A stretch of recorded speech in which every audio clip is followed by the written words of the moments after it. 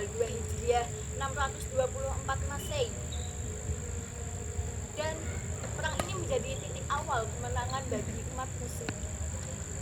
Nah, dari Mekah ke Madinah, kaum muslimin mendapatkan sangat besar dari kaum Quraisy, di mana harta benda mereka dirampas oleh kaum Quraisy. Dan pada saat itu Rasulullah berencana untuk mencegat para kafilah dagang, di mana kafilah ini dipimpin oleh Abu Sufyan. Kafilah dagang ini berasal dari Syam menuju ke Mekah. Abu Sufyan pun yang mengetahui rencana kaum muslim pun, dia segera mengirimkan pesan ke Mekah untuk meminta bantuan. Pada saat itu kaum Quraisy pun berbondong-bondong untuk melindungi kafilah dagang tersebut. Pada saat perang Badar, jumlah kaum muslimin dengan kaum Quraisy sangatlah jauh, di mana terhitung 1/3-nya. Dan kaum muslimin itu berjumlah 314, termasuk Rasulullah, dan sedangkan kaum Quraisy berjumlah 1000 orang.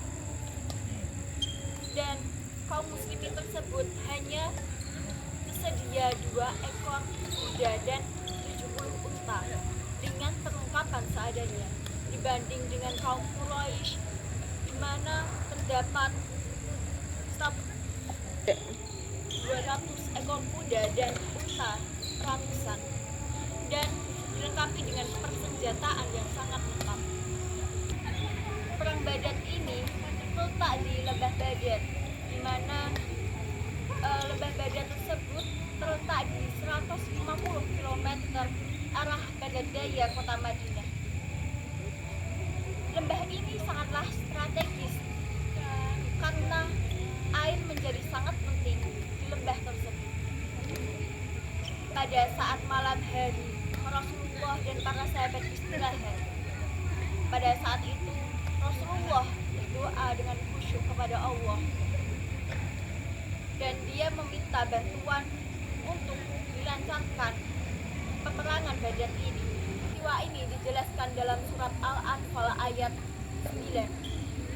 Ini ayatnya adalah Bismillahirrahmanirrahim.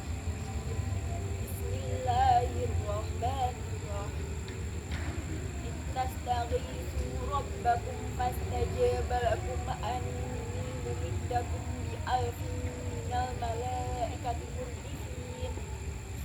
Pada ayat tersebut diterangkan bahwa Allah menurunkan bala bantuan pada saat perang Badar dengan mengirimkan 1000 malaikat.